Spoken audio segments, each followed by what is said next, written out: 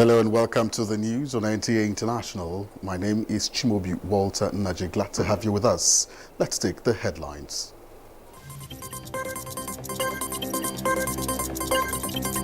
President Buhari commends officers and soldiers of God's Brigade for exhibition of high-level professionalism in outgoing year. Update on Katsina school attack. 333 students confirmed missing. First truck carrying COVID-19 vaccine for widespread use in the U.S. pulls out of Michigan factory.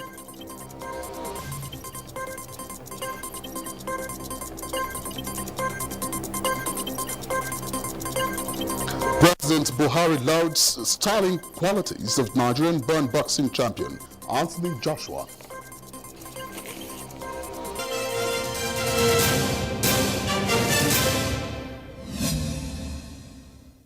And now we'll take the news in full as 333 students have been declared missing after bandits attack on Government Science Secondary School, Kankara, in Katsina State. Awal Haliru reports.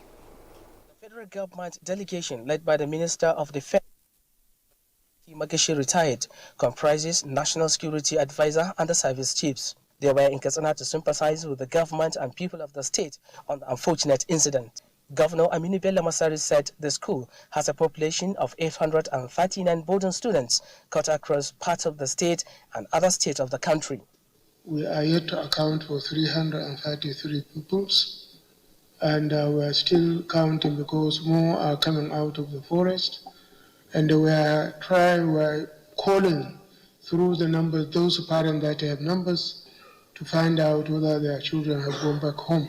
He said the state government was yet to be contacted by any group responsible for abduction of the students. The leader of the delegation, Minister of Defense, Major General Bashir Salihi Magashi retired, explained that rescue operation for the missing students was given the greatest priority by the government. Our mission to come and sympathize with you and assure you that all hands are on desk within the armed forces of Nigeria and the police to ensure that this rescue mission is given the greatest priority in our administration.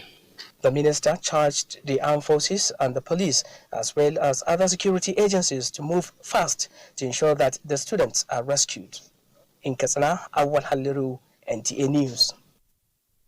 Talking security, the Directorate of Defense Media Operations, DMO, says the Air Task Force of Operation Lafia Dole has recorded more successes in its air campaign against Boko Haram terrorists bandits in the northeast of the country. DMO Coordinator Major General John Enenche says the latest of these was achieved through airstrikes at Njimia on the fringes of the Sambisa Forest in Borno State. Nigerian Air Force fighter jets and helicopter gunships engaged the location, resulting in the neutralization of several bandits as well as damage to their structures after a series of aerial surveillance missions showed an upsurge of activities in the settlement. And President Muhammadu Buhari has commended officers and soldiers of God's Brigade for the high level of discipline and professionalism exhibited in the year 2020. The President, represented by his Chief of Staff, Professor Ibrahim Gambari, gave the commendation at the God's Brigade's 2020 West African Social Activity WASA. Defense correspondent Ismail Musa reports was there at the Mambila Barracks in Abuja, venue of the event. Tug of war, a physical exercise, a dominant feature of the annual West African social activities known as WASA. WASA is an age-long tradition of the Nigerian Army, marking the end of training activities for the year. It also provides an avenue for the authority to reward excellence and gallantry in the force. WASA is further used to promote esprit de corps with other security agencies who are also invited to the ceremony. Guards brigades are done very well within the year in ensuring that the Federal Capital Territory remains peaceful, in addition to their enormous responsibility of safeguarding Mr. President, the first family, and the conduct of ceremonial duties. Nigeria's diverse rich cultural heritage was showcased in including the electrifying Lupe Waste dance. The event also featured project inauguration. In Abuja, Ismail Musa, NTA News. And away from security matters now, federal government is training 20,000 youths in various skills to participate fully in the Mambila Hydroelectric Power Project. Joshua Ojito reports that National Power Training Institute of Nigeria, NAPTIN, is facilitating the training under the Local Content Development Initiative. From the pool of unemployed youth in the country, 20,000 with 500 youth each from the 36 states of the Federation and the FCT are to be trained as part of the workforce that will be engaged in the construction of Mambila Hydroelectric Power Project. They will be trained on electrical house wiring, ICT essentials, plumbing and pipe fitting for plants and buildings, catering management, as well as mastering and bricklaying. Where the youths are idle and they are not doing anything, what do you expect of them? Violence. But with this initiative, it will keep them busy. 4 weeks is the duration of the training to produce manpower relevant to the Mambila Hydroelectric Power Project. Minister of Power, Saleh Momon, flags off the program in Jalingo, with the selection process to be carried out online. I am hopeful that with your kind support, the ESET program will succeed and will empower our teeming youth with skill to be self-reliant and potential entrepreneurs. Yes, sir. Will definitely enhance human capital development among our youths. NAPTIN is well prepared, to run these, programs to a very, very successful, end. The youth that are around the project, they will be given first priority to be employed under the semi-skill that is going to, be required. The Mambila Hydroelectric Power Project is expected to create 50,000 local jobs during the construction phase. In Jalingo, Joshua Ojito, NTA News. Now, a workshop on learning Arabic language has opened in Abuja, organized by the Embassy of the United Arab Emirates. The workshop is to commemorate the UN World Arabic Language Day. Anthony Forson reports. UN Arabic Language Day is observed annually on the 18th of December. The event was established by the United Nations Educational, Scientific and Cultural Organization in 2010. The idea is to celebrate multilingualism and cultural diversity, as well as to promote equal use of all 6 official languages through the United Nations. And so, at this workshop, organized by the Embassy of the United Arab Emirates, Information and Culture Minister Lai Mohammed noted that the event, apart from being instructive, given the current global interest in the establishment of latest diplomatic approachment between nations and the renewed zeal to combat violent extremism, as well as promote pluralism and multiculturalism, Arabic language has become key in diplomatic, scholarly, and cultural circles because it has been well positioned. In other words, Arabic language is one of the ancient and earliest known languages to mankind. It is unique and renowned for its rich diglossia and employed on a daily basis as a medium of spiritual and theistic interaction between God and adherents of Islam, who number over 1.8 billion people. In Nigeria, the minister said Arabic language has been extolled for its contribution to national development.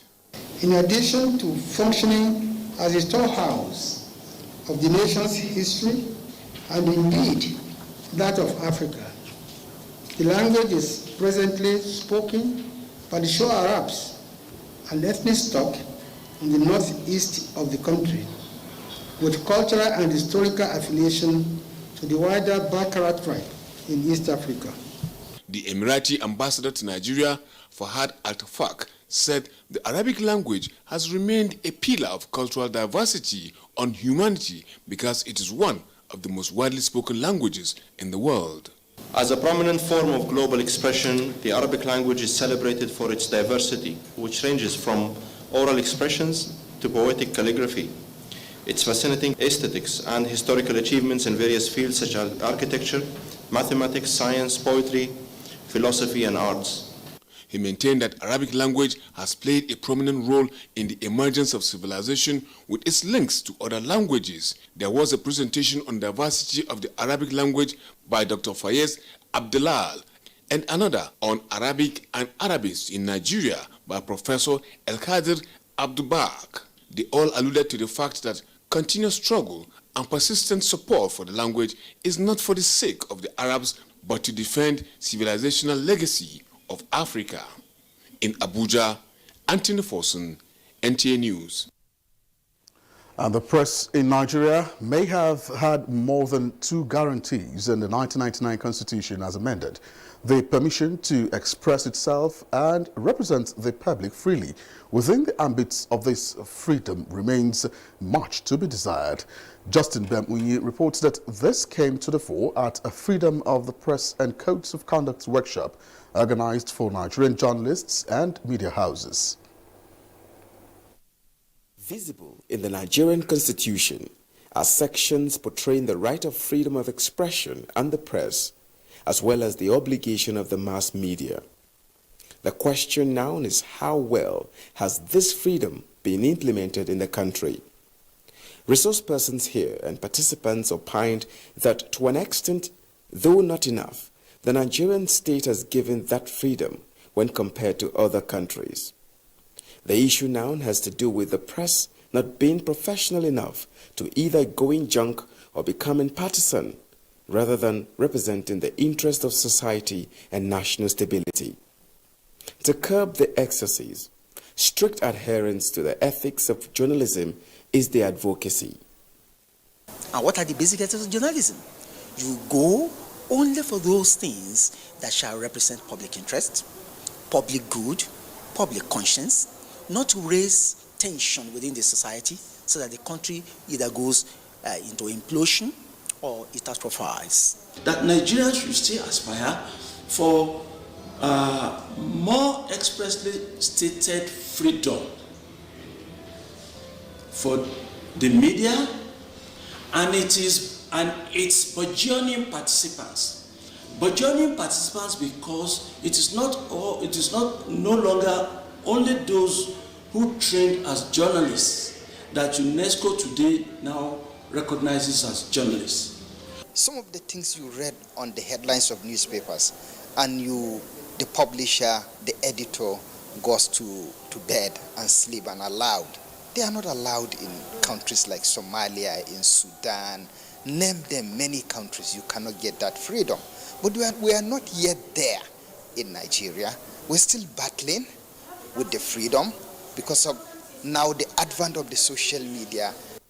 The capacity building workshop organized for selected journalists from the major media houses in Nigeria was to enhance and update them on the current threats to the freedom of the press in Nigeria and review with them the applicable codes of conduct guiding their activities.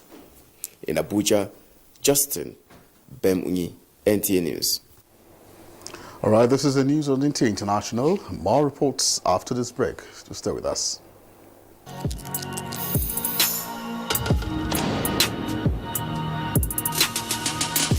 What limits you? Nothing.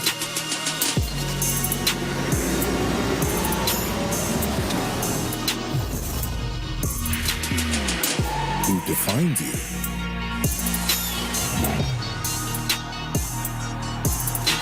No one.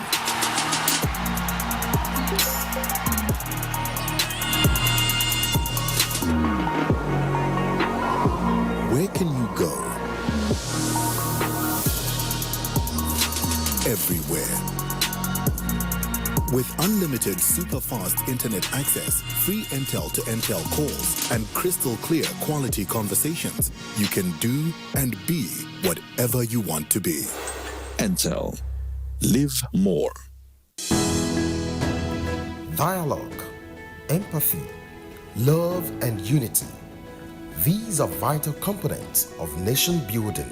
I want to reiterate that the House will do all it can to make sure that everybody that has suffered from police violence, whether you are from the north, from the east, from the west, because everybody in Nigeria suffered from police violence, not just those of us from the southwest. That will be applicable to all, including policemen that lost their lives in this unfortunate incident. Let's build and not destroy.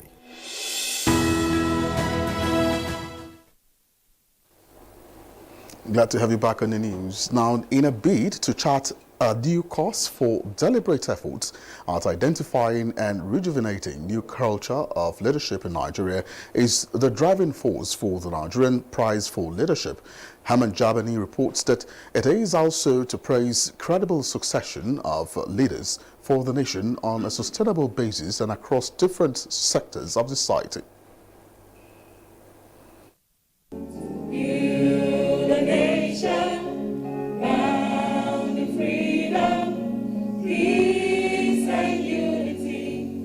For the 6 first ambassadors of the Nigerian Prize for Leadership, after undergoing a 4-week intensive leadership training that centered on 5 cardinal principles of social, physical, emotional, intellectual, and psychological capacities, which the Nigerian Prize for Leadership believes will make them to live a life of community for nation and humanity. While the ambassadors see this as an opportunity to change the narrative, it is also to be that which will answer questions as to what really represent qualitative and valuable leaderships in Nigeria. We're going to the grassroots. We're passing the mindset we've acquired in this place. We're making sure that every Nigerian youth in our sphere gets this message we've gotten in this place. The change begins with me. And as I do that, I begin to practice this in every day of my life, in everything I do. Wherever I find myself, I must begin to preach the message of doing the right thing. The president of African Development Bank, Dr. Akuyemi Adesina, in his lecture with the theme, Leadership Excellence and the Secret of Weaving Diversity into National Cohesion, believes that drastic educational development must be embraced to achieve the leadership and change needed. As a nation, Nigeria should do all possible to invest itself and reinvent itself by focusing on its youth. Today we have 206 million, 70% of them under the age of 30 years. What Nigeria does with its youth will determine and shape its future. Nigerian Prize for Leadership is optimistic that the move is geared towards having a better future leaders. Our mission is to institute and project a truly Nigerian leadership prize that will inspire Nigerians to lead a life larger than self. The Prize for Leadership would attract cash, medal, plaque, and monetary prize next year. Haman Jabani, NTA News. Thank you very much, Haman. And in the studio to discuss the Leadership Award and the Ambassadors Program is Dr. Ike Neliako. He is the Executive Secretary, Nigeria Prize for Leadership. Glad to have you with us in the studios tonight, sir. Thank you very much. Thank you. All right, so can you shed more light on the Nigeria Prize for Leadership Ambassadors Program? Thank you. It's one of the initiatives of the governing board of the Nigerian Prize for Leadership, led by Professor Anya O. Anya. The thinking is very clear. If we do not begin early to cultivate, groom, and train our successor generation, we may have a very big crisis in our hands. We did a research, and we discovered that really majority of our young people have not gone through a formal process of being trained as leaders. And usually when we talk about leadership, the understanding some people have would be the issue of governance, just governance, leadership, politics, and so on. But we all know that leadership cuts across every sphere of society, right from the family. The way we bring up our children will determine the kind of people that they will end up to be. You go to economy, go to education sector, across board. This is a response to what is going on in the society, where the youths are becoming a bit seriously concerned about their future. What the ALP, the Ambassadors Leadership Program, is set to do is to consciously and deliberately raise a generation of Nigerian leaders who will show credibility, exhibit integrity, but beyond integrity, show character and competence. What we've done is to take them across different aspects. We brought in about 12 organizations that partnered with the NPL to take them through this program, because we believe that no one organization has the key to leadership that cuts across, that will make our young people to be competitive in the 21st century. All right, sir. What would want to ask, can you talk about the main MPL award, and why is it not taking place this year? And then what makes it stand out among many others? Okay, first of all, it's not an award, it's a prize. Okay. And this prize is presented. Why is it different, and why didn't it take place this year? It didn't take place because we were not able to go through the entire process that has been designed by the team of technical expertise, people that were put together, a team led by Professor Ibida Obe. They gave us a strategy that must be adhered to strictly. Unfortunately, because of COVID-19, we were not able to go through all the processes, and the board insisted that to pick the prize winner in this important area of leadership, we must go through the entire process so that whoever emerges will show clearly that the person emerged. Now, the next question is, how is this different from all the other ones we have? This is the first time that we are having a truly Nigerian leadership prize. And it's not an award. At the end of the day, whoever becomes the prize winner will be given monetary support.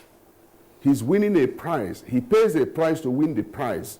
He's giving monetary support, and for 1 year that he will reign as the prize winner, some young people who would have also passed through the processes will be attached to him as proteges, and he will take them on, or she will take them on wherever he or she goes. Okay. Whatever he or she does, these young ones will be learning from him to know what has distinguished him or her to win the award in question. All right, thank you very much, Dr. Ike Neliaku, the Executive Secretary, Nigeria Prize for Leadership, for being with us and giving us your insights on the news this night.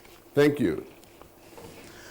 And now to other matters. The U.S. set to commence administration of Pfizer-BioNTech COVID-19 vaccine, just as the U.K. and EU agree to extend post-Brexit trade talks.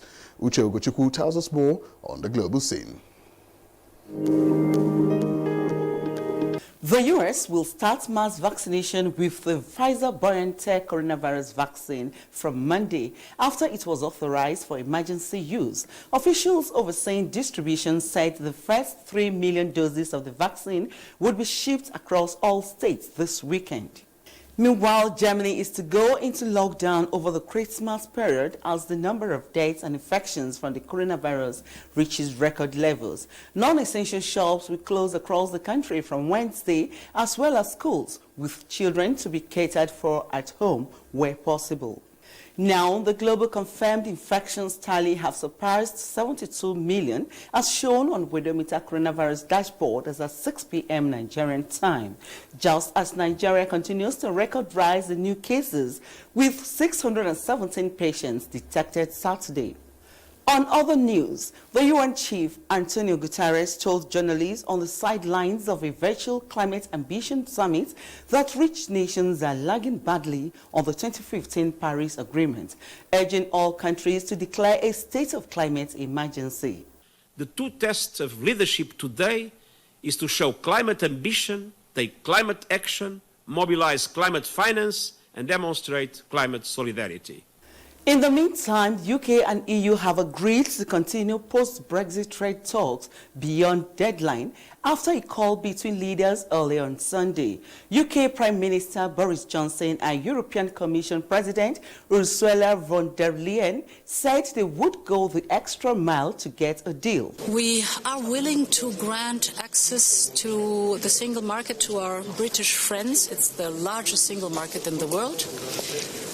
But the conditions have to be fair. Me that this was kind of a bit like twins, and the UK is one twin, the EU is another, and if the EU decides to have a haircut, then the UK has got to have a haircut. Thanks for staying with us. I am Uche Ugochukwu.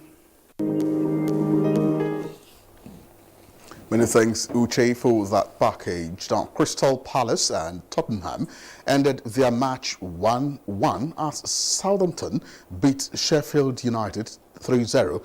For all that reports, over to Manzi Marcus on Sports Update. Nigerian-born British boxer Anthony Joshua weekend retained his IBF, WBA and WBO heavyweight titles after a 9th-round knockout of challenger Kubrat Pulev of Bulgaria at Wembley Arena in London. Boxing fans around the world are already looking forward to a historic fight between Anthony Joshua and Tyson Fury, the WBC champion. Whoever has the belts I want to compete with. If that is Tyson Fury, let it be Tyson Fury, said the 31-year-old Joshua. Fury responded, I want the fight next. I will knock him out inside 3 rounds. I can't wait to knock him out. Fury's United Kingdom promoter Frank Warren believes the Joshua-Fury fight will be the biggest UK sporting event since the 1966 FIFA World Cup final at Wembley Stadium in London. In golf, Ben Okoko of IBB International Golf and Country Club Abuja is winner of the Save the Lives charity golf tournament with the team Health for All, Protect Everyone. Correspondent Clement Oloruntoba reports that Okoko, the overall winner, returned 88 gross and 72 net to beat about 150 other competitors in the one-day event. Anything somebody goes out of his way to do for the sake of the generality of the people, for those who are underprivileged, is something that should be really, really applauded. So we should use this day to talk about how we can best assist the less privileged, those that cannot afford, especially these health bills, so that they don't get into poverty from health. In a related development, about 30 ministries, departments and agencies will compete in the 2020 Federation of Public Service Games in Kano from December 14 to 20. NTA is competing in badminton, football, table tennis, tennis and chess. Meanwhile, the Italian Answer News agency reports that the home of Italy's best attacking player of all time, Paolo Rossi, was burgled during his funeral in Vicenza with a watch belonging to the late footballer and money stolen. Teammates from the 1982 World Cup winning squad carried his coffin to the Santa Maria Annunziata Cathedral before the burial of the late Azzurri, Vicenza and Juventus striker. With Sports Update, Manzi Marcus, NTA News. Thank you very much, Amanzi Marcus. Now, President Muhammadu Buhari celebrates the decisive victory of Nigerian-born boxer Anthony Joshua over Kubrat Pulev Saturday night. In a statement by Special Advisor to the President, Media and Publicity, the President says by retaining his IBF, WBA and WBO titles, Joshua has given boxing lovers around the world, and in particular Nigeria, something to cheer.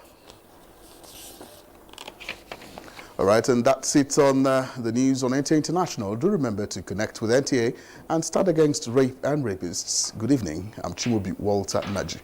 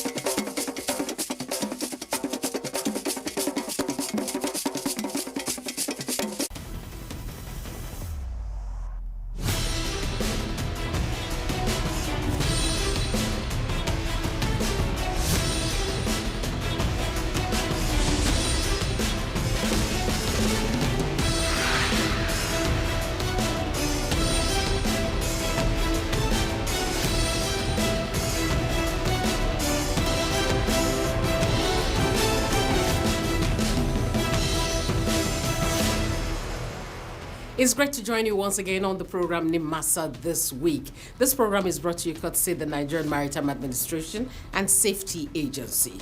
How are you? Yuletide is upon us and would always say, please take it easy, so we'll enjoy it together. On the program today, we'll be sharing with you details of the commendation